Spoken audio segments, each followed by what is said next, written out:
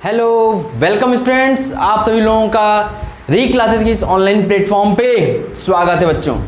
तो बच्चों हम लोग कल की क्लास में क्या क्या चीज़ें पढ़े थे, कुछ आइडिया है?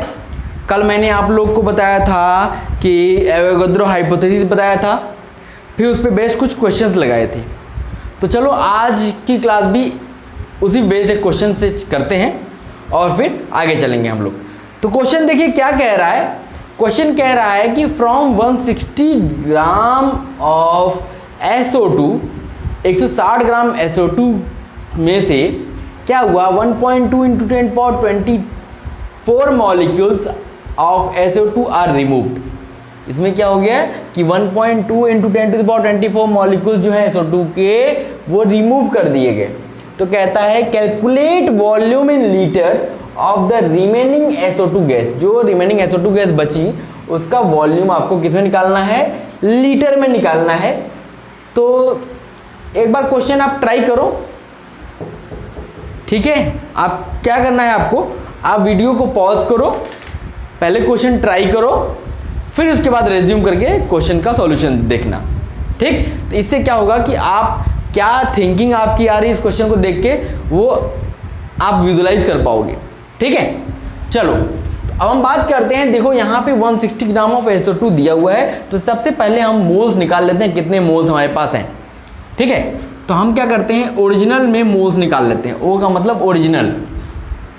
तो देखो 160 ग्राम मतलब गिवन मास दिया हुआ है, ठीक। गिवन मास का मतलब हो गया 160 ग्राम दिया हुआ है और इसका मोलर मास क्या होता है SO2 32 64। ये हो गया 5/2, ठीक है। ये 5/2 ओरिजिनल SO2 के कितने मोल्स थे, 5/2 मोल्स थे। अब चलो अब इसमें से कितने मॉलिक्यूल्स रिमूव किए गए, 1.2 इंटू 10⁻24 मॉलिक्यूल्स जो है SO2 के रिमूव किए गए। तो रिमूव्ड मोल कितना हुआ, रिमूव्ड, ठीक।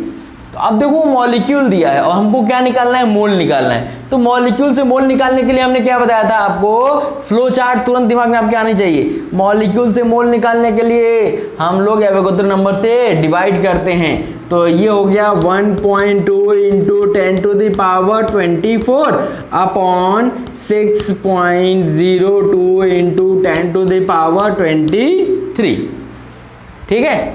तो ये देखो तो लगभग कितना है, near about 2 moles,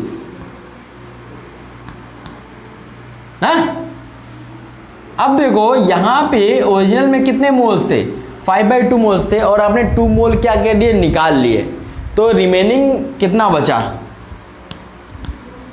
remaining moles of SO2 जो सल्फर डाइऑक्साइड गैस जो बची है, रिमेनिंग कितने मोल्स बचे हैं, 5/2 minus 2 that means 1/2 mole, half mole अभी बचे हुए हैं। कितने बचे हुए हैं, हाफ मोल अभी बचे हुए हैं। और हमने फिर वॉल्यूम निकालना है लीटर में। तो वॉल्यूम निकालने के लिए क्या करते हो, 1 मोल का वॉल्यूम कितना होता है 22.4 लीटर। तो हाफ मोल का क्या हो जाएगा, half into 22.4 that means 11.2 litre. Remaining जो है SO2 गैस कितनी बची है आपके पास, 11.2 लीटर SO2 गैस बची हुई है। यही हमारा आंसर है, ठीक है। समझ में आया। तो ये तो कल ही हम लोगों ने पढ़ा था, उसी बेस्ड एक क्वेश्चन मैं थोड़ा सा रिवाइज करने के लिए आपको दे दिया, तो कर लीजिए इसको, फिर हम लोग आगे चलते हैं। ओके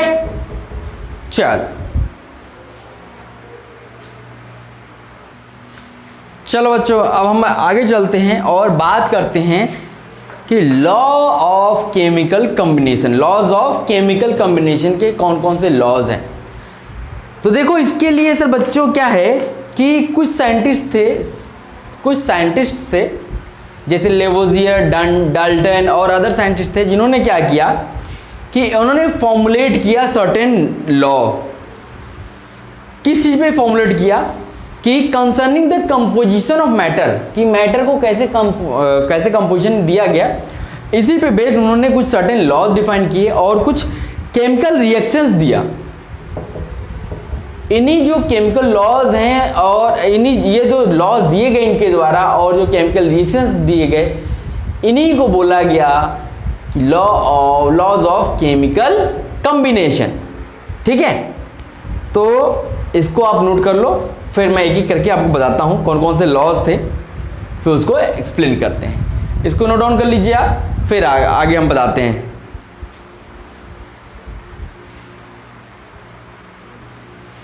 चलो बच्चों, तो अब हम पहले लॉ की बात करते हैं। पहला लॉ जो है हमारा law of conservation of mass. ये क्या बताता है, देखो, मास can neither be created nor destroyed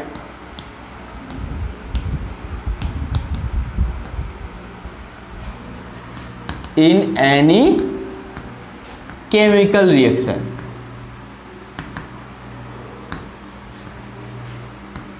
क्या कहता है ये कि किसी भी केमिकल रिएक्शन में आप मास को ना तो क्रिएट कर सकते हो, न ही डिस्ट्रॉय कर सकते हो। मीन्स मास क्या होता है, कंजर्व्ड होता है। That is total mass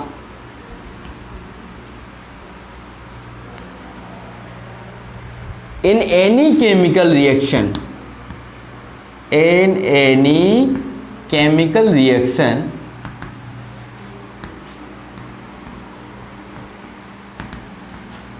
remains conserved,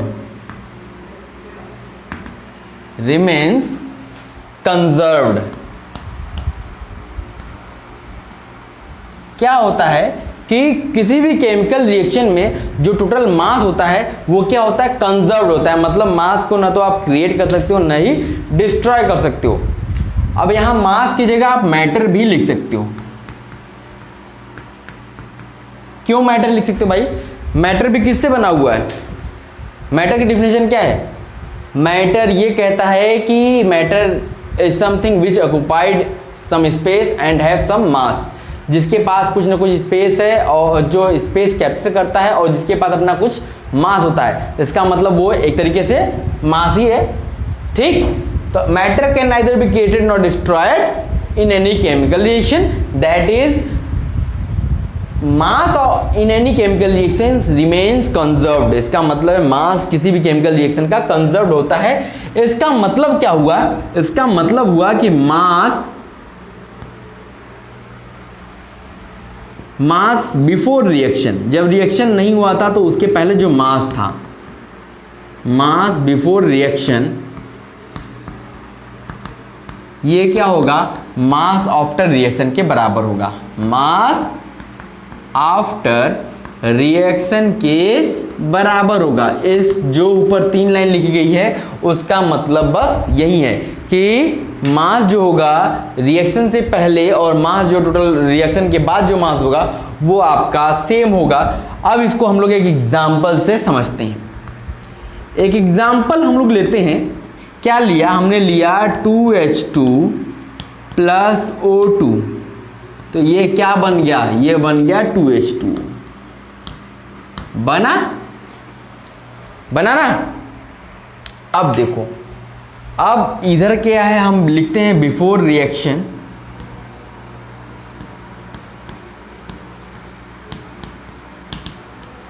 और आफ्टर रिएक्शन। बिफोर रिएक्शन और आफ्टर रिएक्शन। देखो क्या है कि बिफोर रिएक्शन H2 के कितने मोल्स थे? 2 मोल्स थे। O2 का कितना मोल था? 1 मोल था।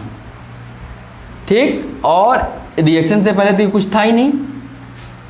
जब रिएक्शन हो गया तो इसके कितने मोल हो गए? 0, इसके मोल 0, इसके कितने मोल हो गए? 2 मोल। ठीक, तो अब हम बात करते हैं कि मास निकालते हैं बिफोर रिएक्शन। मास बिफोर रिएक्शन, रिएक्शन से पहले मास क्या होगा? रिएक्शन से पहले मास क्या होगा, तो चलो निकालते हैं। 2 मोल किसके, हाइड्रोजन के, हाइड्रोजन का मास कितना 2 प्लस 1 मोल ऑक्सीजन का, और ऑक्सीजन का मास कितना 32, तो ये कितना हो गया 36 ग्राम। ये मास हो गया किसका, रिएक्शन से पहले। ठीक, अब हम निकालते हैं मास आफ्टर रिएक्शन। अब हम लोग रिएक्शन के बाद मास चेक करते हैं कि ये कितना आता है। तो जब हम आफ्टर रिएक्शन की बात करें तो क्या बना था 2H2O, तो ये हो जाएगा 2 टाइम्स 2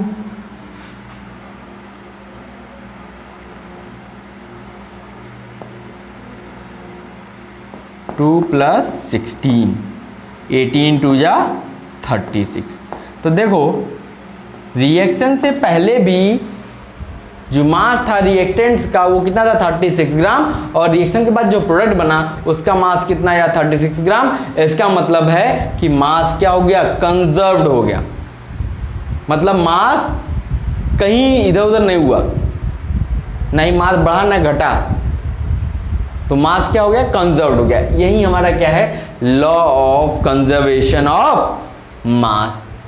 समझ में आ गया, तो इसको नोट डाउन कर लो, फिर हम लोग आगे चलते हैं।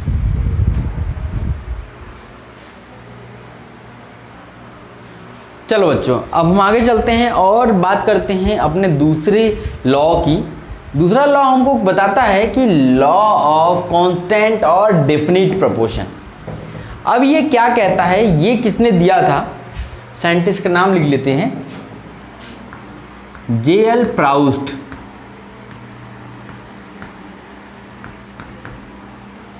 ये कौन दिया, किसने दिया था, प्राउस्ट ने दिया था। ठीक है, देखो इन्होंने क्या बोला था कि कोई भी कंपाउंड आप ले लीजिए, a given compound always contain exactly the same proportion of its element. मतलब कोई भी कंपाउंड आप लीजिए तो उसमें जो एलिमेंट्स का प्रोपोर्शन है वो सेम होता है बाय वेट, वेट के प्रोपोर्शन में वो सेम होता है इर्रेस्पेक्टिव ऑफ देयर सोर्स। अब वो आप कहाँ से ले रहे हो इसका कोई इफेक्ट नहीं पड़ता, या मेथड्स ऑफ प्रिपरेशन, या उसको आप कैसे बना रहे हो इसका भी उसके ऊपर कोई इफेक्ट नहीं पड़ता है। अब इसको हम लोग समझते हैं कैसे, जैसे आपने लिया पानी, वाटर, आपने लिया वाटर, जब आप वाटर लेते हो तो उसमें जो वेट का रेशियो होता है, हाइड्रोजन का कितना होता है 2, ऑक्सीजन का 1, मतलब वेट का रेशियो जो आप लेते हो 2:1 का रेशियो लेते हो। अब ये जान लो कि आप पानी चाहे अपने नल का लो, चाहे गंगा जी का लो, चाहे समुद्र का लो, हर पानी के अगर पानी का एक कंपाउंड ले रहे हो तो उसमें जो रेशियो होगा हाइड्रोजन और ऑक्सीजन का बाय मास वो क्या होगा 2:1 होगा। आप पानी अमेरिका से भी ले आओगे तो भी वही रेशियो मिलेगा, मीन्स वो एक डेफिनेट प्रोपोर्शन में होता है। और अगर आप बना रहे हो, जैसे आपने लेबोरेटरी में बनाया पानी, 2 हाइड्रोजन 1 ऑक्सीजन मिला के पानी बनाया, तो पानी चाहे आप अपने लैब में बना लो, चाहे अमेरिका की लैब में बन रहा हो, चाहे चाइना की लैब में बन रहा हो, चाहे कहीं भी बन रहा हो, अगर पानी बन रहा है तो उसमें हाइड्रोजन और ऑक्सीजन के मास का रेशियो जो होगा वो हमेशा क्या होगा 2:1 का रेशियो होगा। यही ये हमें समझाता है, ये लॉ हमको यही समझाता है। तो आप इसको एग्जाम्पल में लिख लो। एग्जाम्पल में हम लोग वाटर का लिख लेते हैं, in water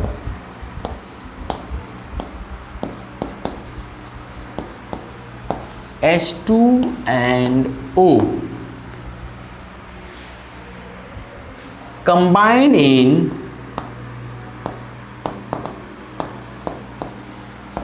two is to one molar mass।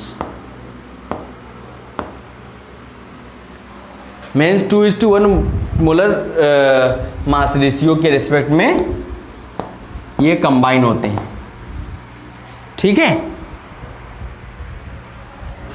And this ratio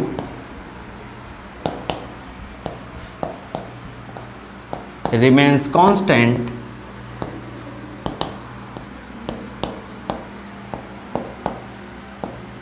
ये रेशियो हमेशा कांस्टेंट होता है whether it is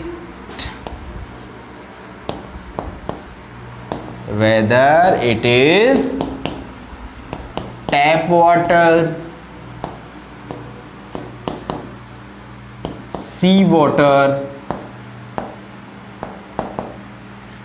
or taken from any source,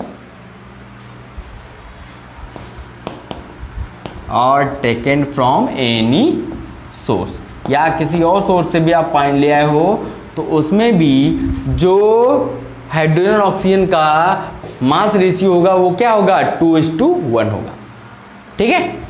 इसको नोट कर लो, फिर एक क्वेश्चन कराते हैं इस पे बेस, तो चीज़ें आपके क्लियर हो जाएंगी। नोट कीजिए इसको। चलो बच्चों, अब एक क्वेश्चन हम लोग कर लेते हैं और लॉ ऑफ कांस्टेंट प्रोपोर्शन को हम अच्छी तरह से समझ जाएंगे। देखिए क्वेश्चन क्या कहता है कि वेट ऑफ कॉपर ऑक्साइड, जो वेट है कॉपर ऑक्साइड का, obtained by treating 2.16 gram of metallic copper with nitric acid. Metallic copper 2.16 ग्राम को नाइट्रिक एसिड के साथ उसको मिक्स किया गया, तो जो कॉपर ऑक्साइड बना वो कितना बना, 2.70 ग्राम बना, ठीक। एक दूसरा एक्सपेरिमेंट लिया गया, उसमें बोला गया कि 1.15 ग्राम कॉपर ऑक्साइड लिया गया, उसका रिडक्शन करा करके 0.92 ग्राम कॉपर आपको मिलता है। तो कहता है कि ये क्वेश्चन में आप ये शो करो कि ये लॉ ऑफ कांस्टेंट प्रोपोर्शन को फॉलो करता है, इलस्ट्रेट करता है, ठीक है। तो चलो अब हम लोग क्वेश्चन देखते हैं। अब यहाँ पे 2 एक्सपेरिमेंट हो रहे हैं, पहले लिख लेते हैं एक्सपेरिमेंट 1 और इधर एक्सपेरिमेंट 2।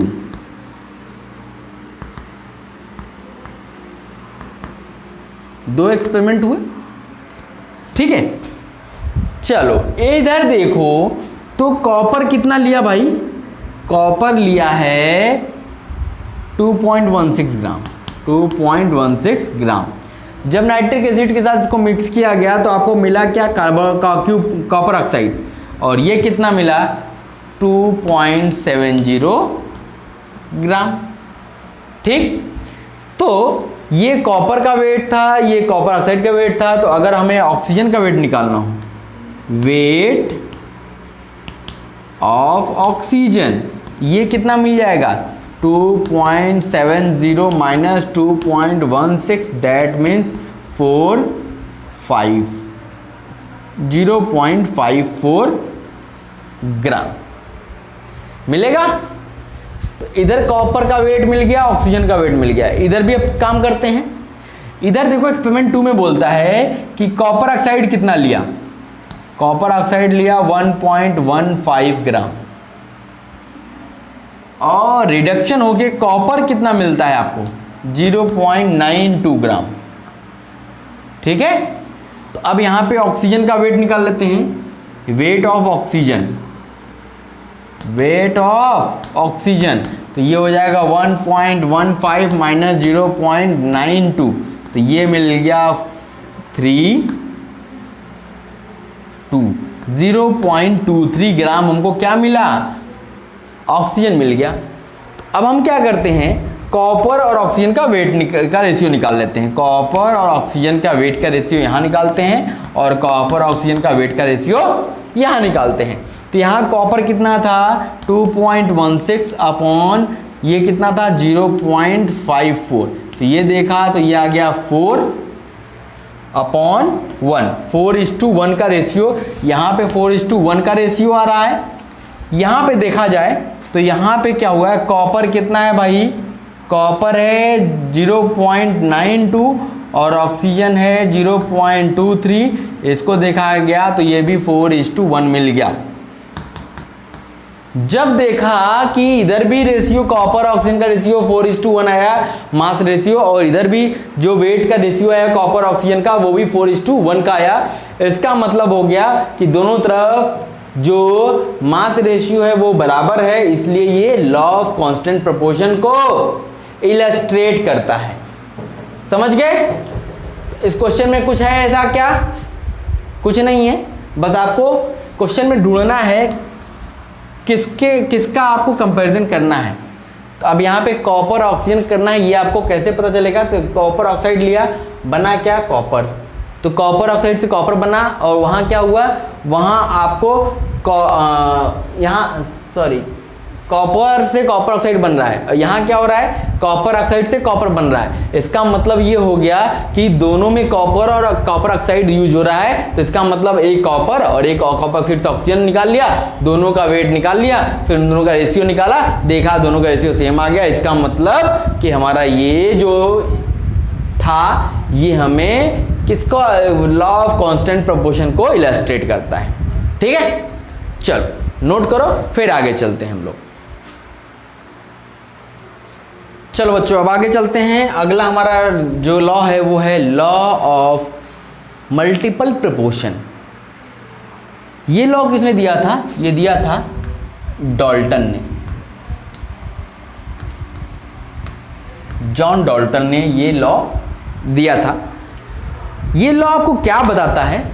ये लॉ बताता है कि when one element combine with other element, जब एक एलिमेंट दूसरे एलिमेंट के साथ कंबाइन होता है टू फॉर्म 2 और मोर डिफरेंट कंपाउंड्स। एक एलिमेंट है दूसरे एलिमेंट के साथ कंबाइन होके 2 या 2 से अधिक कंपाउंड्स बनाता है, then mass of one element, तो जो मास होगा एक एलिमेंट का which combines with constant mass of other element, जो दूसरे के कांस्टेंट मास ऑफ अदर दूसरे एलिमेंट के साथ कांस्टेंट मास के साथ कंबाइन होगा, bear a simple ratio to one another. ये हमेशा एक सिंपल रेशियो बियर करता है। अब ये सिंपल रेशियो का मतलब समझते हैं। सिंपल रेशियो क्या होता है? सिंपल रेशियो, जो सिंपल रेशियो की बात कही जा रही है, इसका मतलब होता है मीन्स रेशियो। कैसा ratio? Between small natural number,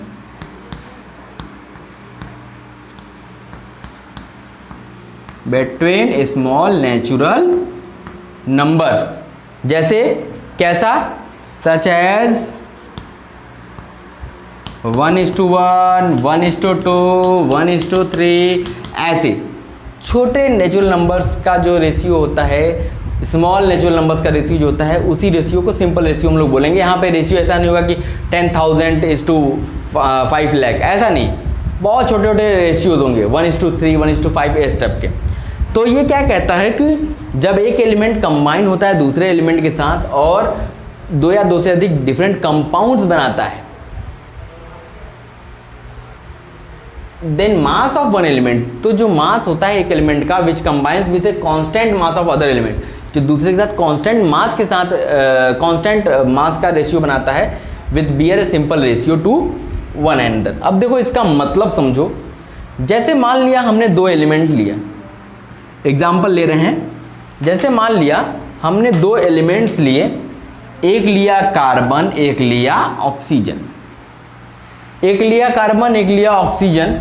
अब इन दोनों को मिलाया तो एक कंपाउंड बनाया मैंने CO, कार्बन मोनोऑक्साइड बनाया, और एक कंपाउंड बनाया मैंने CO2। एक ही एलिमेंट है, इसी के साथ कंबाइन हो रहा है और 2 अलग अलग टाइप के कंपाउंड बना रहा है। ठीक, अब यहाँ पे मास का रेशियो देखो, यहाँ पे मास का रेशियो जो है 12:16 और यहाँ पे 12:32। ठीक, तो ये जो कार्बन है ये ऑक्सीजन के साथ मिल रहा है और 2 अलग अलग कंपाउंड बना रहा है। एक के साथ इसका मास रेशियो 12:16 का है, दूसरे के साथ 12:32 का है। तो जो ये ऑक्सीजन है ये एक सिंपल रेशियो में कार्बन के साथ कंबाइन हो रहा है। अब ऑक्सीजन का रेशियो क्या होगा? ऑक्सीजन का रेशियो जो होगा 16:32, मतलब 1:2 के सिंपल रेशियो में कंबाइन होके ये एक कार्बन मोनोऑक्साइड एक कार्बन डाइऑक्साइड गैस बना रहा है। यही इसके कहने का मतलब था। ठीक है, यही इसके कहने का मतलब था। ठीक है, एक और एग्जांपल ले लेते हैं, नोट करिए इसको। नोट करने के लिए बेटा आप लोग क्या किया करो, पॉज कर दिया करो वीडियो, आराम से नोट कर लिया करो, फिर उसके बाद आगे बढ़ा करो। ठीक है, चलो एक दो एग्जांपल और ले लेते हैं। जैसे मान लिया हमने सल्फर लिया और ऑक्सीजन लिया। ठीक, अब ये क्या होगा, ये दो कंपाउंड बनाएगा, एक SO2 बना रहा है, एक SO3 बना रहा है। ठीक, यहाँ पे सल्फर ऑक्सीजन का रेशियो देखा तो 32:32, यहाँ पे सल्फर ऑक्सीजन का रेशियो देखा 32:48। सल्फर क्या हो रहा है, ऑक्सीजन के साथ मिल रहा है, और ऑक्सीजन का सिंपल रेशियो जो यहाँ पे आएगा 32:48, दैट मीन्स 2:3 के सिंपल रेशियो में कंबाइन होकर के ये सल्फर डाइऑक्साइड और सल्फर ट्राइऑक्साइड बना रहा है। ठीक है, एक और एग्जांपल ले लेते हैं। जैसे अगर हम मान लेते हैं हमने लिया नाइट्रोजन एंड ऑक्सीजन। अब ये नाइट्रोजन और ऑक्सीजन मिल करके बहुत सारे कंपाउंड्स बनाएंगे। जैसे ये N2O बनाएगा, NO बनाएगा, N2O3 बनाएगा, N2O4 बनाएगा और N2O5 बनाएगा। ये इतने सारे कंपाउंड्स ये बनाएगा। अब देखो सबका रेशियो निकालो भाई। यहाँ पे 28:16, यहाँ पे 14:16, यहाँ पे 28:48, यहाँ पे 28:64, यहाँ पे 28:80। ठीक है, अब देखो यहाँ पे ये सब तो 28 था, ये 28 नहीं है, इसको भी आप बना लो तो ये हो जाएगा 28:32। अब देखो नाइट्रोजन जो है सबका मास, नाइट्रोजन में सबका मास सेम है 28 ही है, लेकिन ऑक्सीजन अलग अलग रेशियो में जुड़ा हुआ है। तो ऑक्सीजन का रेशियो निकाल लेते हैं। Ratio of oxygen, simple ratio of oxygen निकालते हैं। तो देखो 1:2:3:4:5, मतलब 1:2:3:4:5 के रेशियो में ये कंबाइन होकर के ये सारे कंपाउंड्स बना रहा है, N2O, NO, N2O3, N2O4, N2O5। तो ये सिंपल रेशियो हो गया। ठीक है, नोट कीजिए इसको।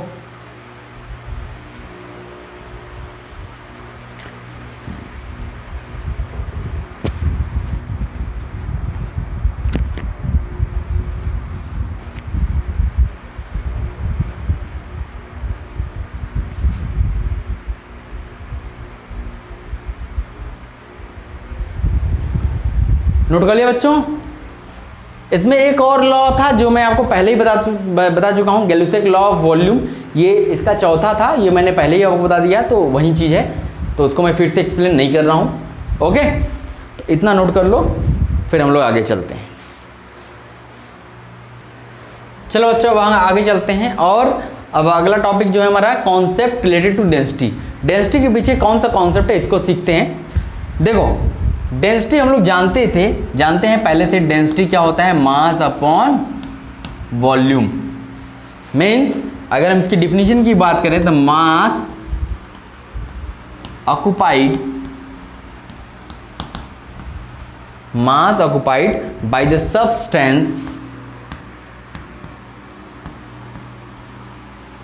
substance per unit volume, per unit volume is known as density. इसी को हम लोग क्या बोलेंगे, डेंसिटी बोलेंगे। ठीक है, तो अब देखो अगर हम डेंसिटी की यूनिट की बात करें, यहां से इसका यूनिट निकालें तो मास को किस में रिप्रेजेंट करते हैं, केजी में, और वॉल्यूम को किस में रिप्रेजेंट करते हैं, मीटर क्यूब में, मीटर क्यूब, या इसको आप सीजीएस में ग्राम पर सेंटीमीटर क्यूब, या इसको हम लोग अगर हम लोग गैस की बात करते हैं, गैस के सिस्टम में बात करेंगे तो ग्राम पर ml, गैसीय सिस्टम की बात हम लोग कर रहे हैं। ठीक है, तो ये क्या था, ये यूनिट्स था। एक चीज़ और आप जान लो, कन्वर्जन के लिए बहुत जरूरत पड़ती है आपको कि 1 मीटर क्यूब, 1 मीटर क्यूब जो होता है ये किसके बराबर होता है, 1000 लीटर के बराबर होता है। कन्वर्ट करने में ये काम देता है। और 1 सेंटीमीटर क्यूब जो होगा ये आपका 1 ml के बराबर होता है। बहुत सारे बच्चों को इसमें कन्फ्यूज़न होती है और कन्वर्जन करने में बहुत प्रॉब्लम आती है, तो इसको आप याद रखिएगा कि 1 मीटर क्यूब में 1000 लीटर होता है और 1 सेंटीमीटर क्यूब में 1 ml होता है। ठीक है, अब जब हम डेंसिटी की बात कर रहे हैं, जब हम डेंसिटी की बात कर रहे हैं तो डेंसिटी को हमने 2 पार्ट में डिवाइड कर दिया। एक पार्ट को बोला एब्सोल्यूट डेंसिटी और दूसरे पार्ट को बोला रिलेटिव डेंसिटी। दूसरे पार्ट को क्या बोला, रिलेटिव डेंसिटी। ठीक है, तो अब हम इस पे डिस्कशन करेंगे कि एब्सोल्यूट डेंसिटी क्या होती है और रिलेटिव डेंसिटी क्या होती है। पहले इतना नोट कर लो, फिर हम उस पर डिस्कशन करते हैं। देखो बच्चों, अब हम चलते हैं अपने पहले की तरफ। पहला क्या था, हमने लिखा था एब्सोल्यूट डेंसिटी। जो ये एब्सोल्यूट डेंसिटी होती है, it is same for all, सबके लिए सेम होता है, लिक्विड हो चाहे गैस हो या सॉलिड हो, सबके लिए एब्सोल्यूट डेंसिटी सेम होती है। और एब्सोल्यूट डेंसिटी होती क्या है, एब्सोल्यूट डेंसिटी क्या होती है, मास अपॉन वॉल्यूम, जो हमारा बेसिक है, इसी को बोलेंगे। और इसका यूनिट क्या था, किलोग्राम पर मीटर क्यूब या ग्राम पर सेंटीमीटर क्यूब। तो ये यही हमारा एब्सोल्यूट डेंसिटी है। ठीक है, अब हम बात करते हैं अपने दूसरे की, क्या था, रिलेटिव डेंसिटी। रिलेटिव डेंसिटी, जब हम लोग रिलेटिव डेंसिटी की बात करते हैं तो सबसे पहले इसके लिए बात करते हैं for solid and liquids, for solids and liquids. इसके लिए रिलेटिव डेंसिटी अलग है और गैसियस के लिए रिलेटिव डेंसिटी अलग है। इसको हम लोग RD से डिनोट करेंगे, रिलेटिव डेंसिटी, उसको AD से एब्सोल्यूट डेंसिटी। अब देखो रिलेटिव डेंसिटी क्या होती है, for solid liquid relative density is taken relative to water. अगर सॉलिड या लिक्विड के लिए रिलेटिव डेंसिटी निकालनी है तो आप किसके रिस्पेक्ट में निकालते हो, वाटर के रिस्पेक्ट में निकालते हो, अनलेस अदरवाइज मेंशन। अगर मेंशन नहीं है तो, मेंशन है तो आप उसके रिस्पेक्ट में निकालोगे। ठीक है, तो लिख लेते हैं for solid liquid, for solid और liquid relative density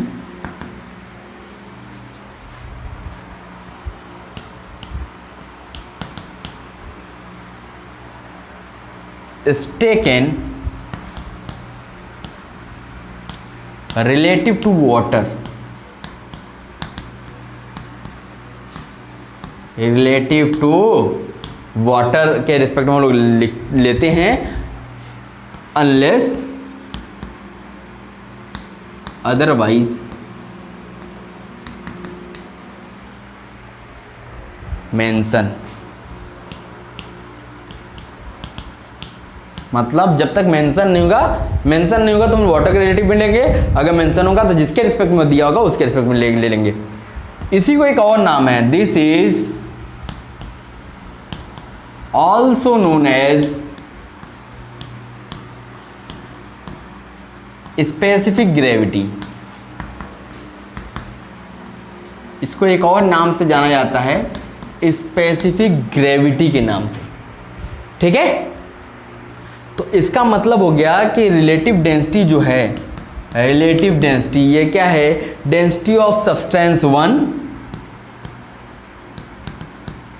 density of substance 1 upon density of substance 2।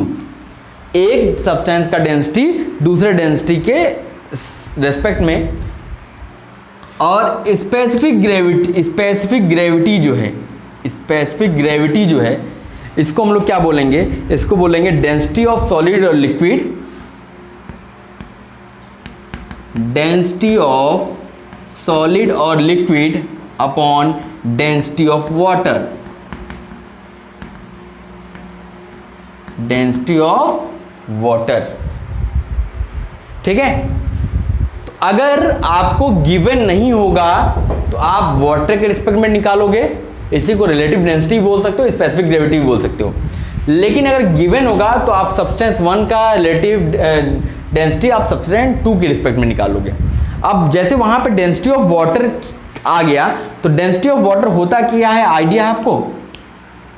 Density of water ये आपको पता होना चाहिए, और वाटर की डेंसिटी कितनी होती है, 1 ग्राम पर ml, 1 ग्राम पर ml, ये आपकी वाटर की डेंसिटी होती है। ठीक है, और ये जो स्पेसिफिक ग्रेविटी है या रिलेटिव डेंसिटी है, ये क्या होता है, ये यूनिट लेस होता है, क्योंकि डेंसिटी ऊपर डेंसिटी नीचे, यूनिट कैंसिल हो जाएगी तो ये यूनिट लेस हो जाएगा। ठीक है, तो इसको समझ गए आप कि सॉलिड और लिक्विड के लिए रिलेटिव डेंसिटी जो होती है वो आप रिलेटिव टू वाटर कैलकुलेट करते हो, अनलेस अदरवाइज मेंशन। अगर मेंशन नहीं है तो आप वाटर के रिस्पेक्ट में करोगे, अगर मेंशन है तो आप सब्सटेंस 1 का रिलेटिव डेंसिटी अपॉन सब्सटेंस 2 का डेंसिटी निकालोगे, रेशियो लोगे, वो आपकी रिलेटिव डेंसिटी होगी। लेकिन इसी को एक अलग नाम से जाना जाता है, स्पेसिफिक ग्रेविटी। स्पेसिफिक ग्रेविटी मतलब relative density of solid liquid upon density of water, और डेंसिटी ऑफ वाटर होता कितना है, 1 ग्राम पर ml पर मिलीलीटर में 1 ग्राम अगर है तो वो आपकी उसकी डेंसिटी होती है। ठीक है, नोट कीजिए। फिर इसके बाद हम लोग गैसियस की बात करते हैं। देखो बच्चों, अब हम आगे चलते हैं, अब relative density of for gases, gases के लिए बात करते हैं। तो रिलेटिव डेंसिटी जो गैस की होती है, relative density for gas is also known as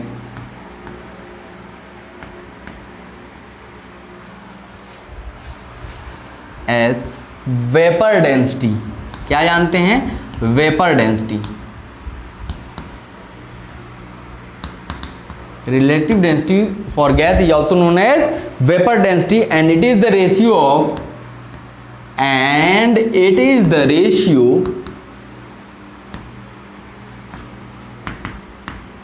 ratio of, ये रेशियो किसका होता है, of density of gas, density of gas to the density of and the gas,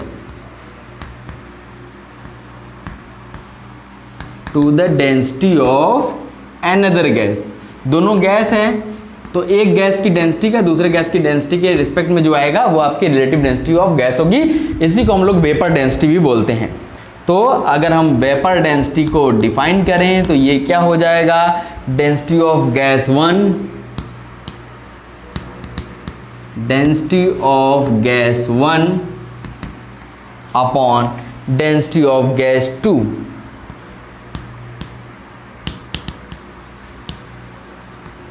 gas 2, बस कंडीशन ये है कि सेम प्रेशर एंड टेम्परेचर होना चाहिए। प्रेशर एंड टेम्परेचर सेम होना चाहिए, यहाँ भी उसी प्रेशर और टेम्परेचर पे होना चाहिए, तब ये हमारी वेपर डेंसिटी कहलाएगी। ठीक है, अब देखो we take H2 gas as gas 2, जो गैस 2 लेना है उसको हम लोग H2 गैस लेंगे unless otherwise mention, unless otherwise mention. अगर मेंशन नहीं होगा, अगर मेंशन नहीं होगा तो हम लोग क्या करेंगे, हाइड्रोजन गैस को दूसरे गैस के रूप में ले लेंगे, याद रखेंगे ये। तो देखो वेपर डेंसिटी क्या होती है, ये होती है m/2, ये याद रखिएगा। मोलर मास ऑफ सब्सटेंस, ये अगर सिंगल गैस है, सिंगल गैस के लिए एक ही गैस दी गई है और आपको वेपर डेंसिटी निकालनी है, तो आप क्या करोगे, उसके मोलर मास का हाफ कर दोगे। m क्या है, ये है मोलर मास, इसको आप लोग याद रखेंगे। ठीक है, और अगर आपके पास मिक्सचर ऑफ गैसेस है तो वेपर डेंसिटी निकालने का तरीका क्या है कि आप एवरेज मॉलिक्यूलर मास निकाल लो अपॉन 2 कर दो। ये हो गया मिक्सचर ऑफ गैसेस के लिए, मिक्सचर ऑफ गैसेस के लिए। तो अगर सिंगल गैस है तो वेपर डेंसिटी क्या होगा, मोलर मास बाई 2। अगर आपका मिक्सचर ऑफ गैसेस है तो वेपर डेंसिटी क्या होगी, एवरेज मॉलिक्यूलर मास बाई 2। तो इस तरीके से आप लोग निकाल पाओगे। ओके बच्चों, तो आज के लिए बस इतना ही। अगली क्लास में हम लोग मिलते हैं, तो इस पे बेस्ड कुछ क्वेश्चन करेंगे, 1-2 क्वेश्चन छोटे छोटे, फिर उसके बाद हम लोग आगे चलेंगे। समझ गए? तो इसको नोट कर लीजिए। ठीक है, इसको नोट कीजिए पहले आप लोग। चलिए, तो अगली क्लास में मिलते हैं। Okay, thank you.